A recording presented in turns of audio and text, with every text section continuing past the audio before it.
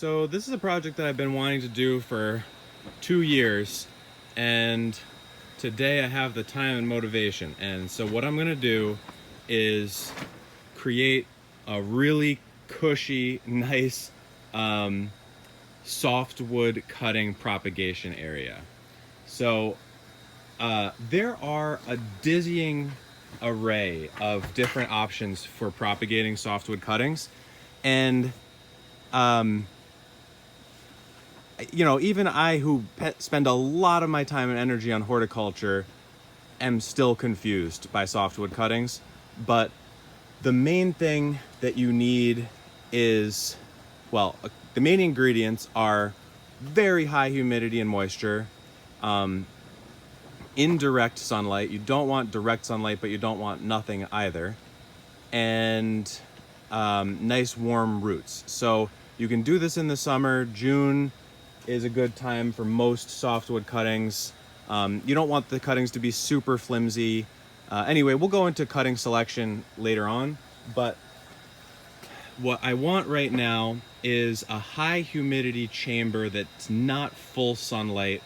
And so what I'm doing is, this is a greenhouse, and the greenhouse gets way too hot to do the cuttings unless I put in something to block the direct sun. So I'm gonna put in a couple layers. This is just Agribon row cover. We use it on the farm for vegetables, for a little mini greenhouse effect. Oh, hey, Misha. Mini greenhouse effect, and keep bugs off of certain crops. So this is just some old ratty stuff. I'm gonna put maybe 3 layers. It's high light transmittance. It doesn't look like it, but it's about 95% light transmittance, although now with the dirt probably down to 80. So 2 layers. I'll probably put a 3rd layer, and then I'm gonna have another one that's draping that way. So this whole thing will be pretty closed chamber. There will be some air getting underneath, so it won't be completely closed, but I won't be able to water these things enough, so I have to have an automated misting system. I got a really cheap one, home note, probably meant to last about 15 minutes until it starts to break, but it does have brass emitters. We'll see how it ends up. We'll see how it holds up. I figure if I put this Agribon on first and then it's under that, it won't be getting a whole ton of direct sunlight. Anyway, what I'm gonna do is, I got a 50-foot length of this stuff. You can see it goes all the way down there. So I'm gonna put these emitters pretty close to each other. I'm gonna tack them onto the bottom of the rafters here, and I'm gonna put it on a timer. This thing comes with a little timer control unit. This is really nothing too fancy. I think this thing costs like $40, maybe 50. Anyway, this is where the hose is gonna go into, or this whatever. And I'll be able to tell it how often to come on. And I'm gonna want it to come on probably 10 times a day for less than a minute each time, just to keep the humidity in here near 100%, so that these cuttings don't get any stress. And then these are all germinating trees. They're here because the cats are here guarding them. These are ones that really would want, mice would really want. There's some peaches and stuff just starting to come up. This one I'm really excited about. That's dwarf Russian almond that I finally got like 100 seeds from my plants.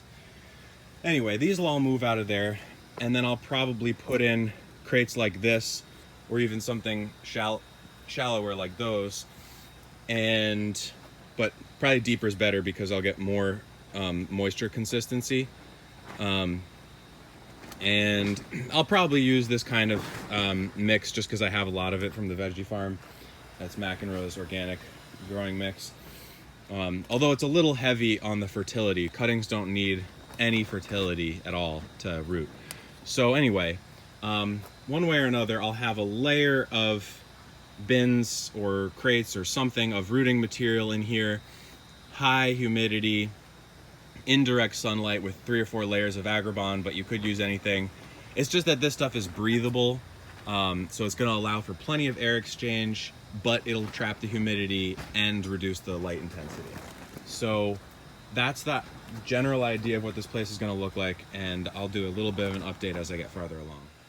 Okay, so here we go. The misting system is in effect. See a beautiful mist raining down on that. I'll set it so that turns on for really probably a minute, maybe 10 or 15 times a day. I just tacked the loose tube on with some electrical wire fasteners, NM staples, and there we go. Now I just got to put the front piece on, and then this facility will be ready to root thousands and thousands of cuttings this summer, starting in a couple months here.